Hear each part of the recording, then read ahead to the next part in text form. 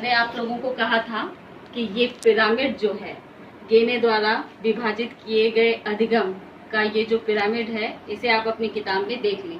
आज हम लोग इसको समझने का प्रयास करेंगे कि इसे पिरामिड के रूप में गेने ने क्यों दर्शाया है।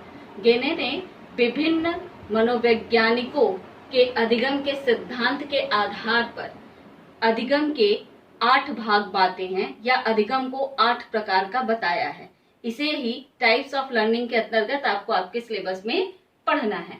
देखेंगे हम लोगों ने जब 1 2 3 4 सीरियलबद्ध लिखा है तो नीचे से ऊपर की तरफ लिखा है, नीचे से ऊपर की तरफ लिखा है, यानी उनके हिसाब से जो हम लोगों का 1 नंबर का अधिगम है यानी संकेत अधिगम, यह सीखने की सबसे प्रारंभिक अवस्था है। इसको पढ़ने से पहले हम लोग इसके पास ध्यान देंगे। देखो यहाँ लिखा हुआ उद्दीपक, बार बार आपको किताब में शब्द मिलेगा उद्दीपक, अर्थात स्थिति, सिचुएशन। अनुक्रिया, उसी स्थिति के आधार पर हर व्यक्ति प्रतिक्रिया करता है, उसे ही अनुक्रिया के साथ से संबोधित किया जाता है। अब हम लोग आएंगे नीचे 1 नंबर संकेत अधिगम में। संकेत अधिगम सिग्नल लर्निंग है। इस अधिगम के अंतर्गत हमारे अंदर प्रारंभिक आदतों का निर्माण होता है। इसकी व्याख्या पावलोव ने की है। इस अधिगम की व्याख्या पावलोव ने की है। पावलोव के अनुसार हर एक प्राकृतिक उद्दीपक के साथ एक प्राकृतिक प्रतिक्रिया संबंधित होती है, अर्थात भूख लगने पर भोजन की प्रतिक्रिया सर्वविदित है, पर भोजन के साथ कुछ और भी प्लस करने पर यानी मान लीजिए आपके स्कूल में दोपहर के मध्याह्न भोजन के लिए घंटी बजती है, उसका भूख और भोजन से कोई संबंध नहीं होता है, फिर भी घंटी बजने पर आपको भूख लग जाती है। इसी को संकेत अधिगम कहते हैं। संकेत अधिगम के अंतर्गत ही हम लोग एम्बुलेंस की आवाज सुनकर उसको साइड दे देते हैं। संकेत अधिगम के अंतर्गत ही हम लोग लाल बत्ती देखकर गाड़ी रोक देते हैं। ये सब संकेत, ये प्रारंभिक है, इसमें हमारे मस्तिष्क को ज्यादा मेहनत नहीं करनी पड़ती। दूसरा हम लोग उदाहरण देखेंगे, दूसरा प्रकार पढ़ेंगे उद्दीपक अनुक्रिया। उद्दीपक अनुक्रिया सिद्धांत के अंतर्गत पुनर्बलन की सहायता से जो व्यक्ति या जो कार्य कर रहा है उसकी शक्ति में उद्दीपक अनुक्रिया सिद्धांत के अंतर्गत पुनर्बलन की सहायता से जो व्यक्ति या जो कार्य कर रहा है उसकी शक्ति में वृद्धि कर दी जाती है। इसमें रीइंफोर्समेंट्स का बहुत बड़ा महत्व होता है। इसकी व्याख्या स्किनर ने की है। जहां ये आदतों के निर्माण में हमारी सहायता करता है, वहीं आंतरिक तौर पे या स्वच्छता के अभ्यास की आदत हमें उद्दीपक अनुक्रिया सिद्धांत के अंतर्गत दी जाती है। तीसरा अधिगम आता है श्रृंखला अधिगम। श्रृंखला अधिगम को हम लोग चैन या सीरियल अधिगम के अंतर्गत भी रखते हैं, यानी सीखने की आदतों के निर्माण में क्रमबद्धता से भी सीखा जाता है। जैसे अंकों के सीखने के बाद ही गिनती के सीखने के बाद पहाड़ा सीखने के बाद जोड़, घटाव और गुना, क्रमशः ऐसे ही सीखने की प्रक्रिया संपन्न होती है। चौथा अधिगम शाब्दिक अधिगम कहलाता है। इसके अंतर्गत शाब्दिक प्रवाह या शाब्दिक धारा प्रवाह करने की प्रवृत्ति ही शाब्दिक अधिगम कहलाती है। रटंत विद्या आप लोगों ने सुना होगा, रटंत विद्या भी शाब्दिक अधिगम के अंतर्गत आता है। शाब्दिक अधिगम के अंतर्गत व्यक्तियों को शब्द व्यवहार की योग्यता भी डेवलप होती है। उदाहरण के लिए गो, वेंट, गॉन, इसी आधार पर हम लोग सीखते हैं।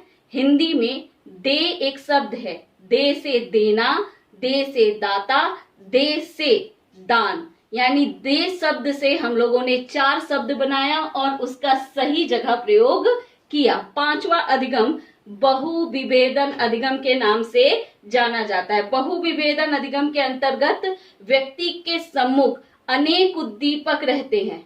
व्यक्ति के सम्मुख अनेक उद्दीपक रहते हैं, लेकिन वह अधिगम बहुविभेदन अधिगम के नाम से जाना जाता है। इस अधिगम के अंतर्गत व्यक्ति के सम्मुख अनेक उद्दीपक उपस्थित होते हैं, लेकिन वह अपनी इच्छा और अपने आकर्षण के हिसाब से उन अधिगमों में से किसी एक अधिगम का चयन करता है, एक उद्दीपक का चयन करता है और उसे सीखता है। इसे बहुविभेदन अधिगम कहते हैं। इस अधिगम के कारण ही हम व्यक्तियों में विभिन्न चीजों या विभिन्न क्रियाओं के प्रति अलग अलग आकर्षण दिखता है। छठवां, प्रत्यय अधिगम। प्रत्यय शब्द से ही समझ में आ रहा है कंसेप्ट, यानी इस तरह के सीखने में व्यक्ति द्वारा प्रत्यय निर्माण की प्रक्रिया शुरू होती है। कैसे? इस अधिगम में व्यक्ति पूर्व अनुभव, पूर्व प्रशिक्षण या पूर्व संज्ञात्मक ज्ञान के आधार पर सामान्यकरण करता है और तथ्यों को समझता है या तथ्यों के समानता और विषमताओं के आधार पर तथ्यों की व्याख्या करता है। छठवां अधिगम प्रत्यय अधिगम है। इस अधिगम के अंतर्गत ही व्यक्ति किसी भी तथ्यों को समझने और समझाने में सक्षम होता है। सातवां अधिगम सिद्धांत अधिगम है। आप लोग देखिएगा 1, 2, 3, 4, 5, 6, 7 ये 6 पूरे नहीं होने पर सातवां अधिगम नहीं पूरा हो सकता है, क्योंकि मस्तिष्क को इस अधिगम तक इतना विकसित किया जाता है कि वह तर्क के आधार पर, मानवीय हितों के आधार पर सिद्धांतों की व्याख्या कर सके। यानी सिद्धांतों का ज्ञान कराना ही इस अधिगम की मुख्य विशेषता है। अंततः हम बात करेंगे समस्या समाधान अधिगम की। हम लोगों ने ऊपर देखा है जैसे 1 नंबर संकेत अधिगम प्रारंभिक स्तर है, वैसे ही 8 नंबर जो सबसे शिखर पर है वह श्रेष्ठ और उच्च स्तर के अधिगम के रूप में इसकी व्याख्या होती है। इस अधिगम में व्यक्ति समस्याओं की पहचान करता है, उसके लिए सिद्धांत बनाता है, उसके लिए प्रत्यय निर्माण करता है और उसके समाधान हेतु विभिन्न क्रियाओं के द्वारा उसे सफलता से प्राप्त करता है। इसमें देखिएगा उसे सफलता से प्राप्त करता है। इसमें देखिएगा चयन करना, विश्लेषण करना, व्याख्या करना या विवेचना करना, ये सारे सम्मिलित रहते हैं। यह 8 नंबर का जो सिद्धांत है, इसमें हमारी बुद्धि सबसे ज्यादा सक्रिय होती है। एक बुद्धिमान व्यक्ति के पास समस्या समाधान की योग्यता या समस्या समाधान की का अधिगम सबसे अधिक देखने को मिलता है।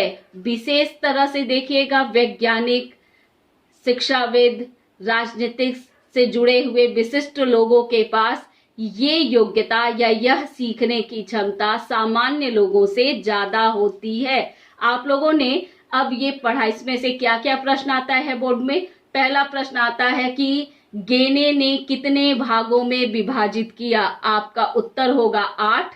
दूसरा प्रश्न आता है कि पहला या प्रारंभिक स्तर, फर्स्ट स्टेज ऑफ लर्निंग क्या है? तो आपको केवल संकेत अधिगम का नाम लिखना है। इसके बाद अगर आपसे पूछा जाए कि सर्वोच्च अधिगम कौन सा है, तो समस्या समाधान देना होगा। इस पिरामिड के पढ़ाने का मतलब ही है कि आधार संकेत अधिगम है और सबसे शीर्ष में या अगर इसे पर्वतमाला मान ली जाए तो इसकी उच्च श्रेणी या चोटी जो है वो शीर्ष अधिगम कही जाती है।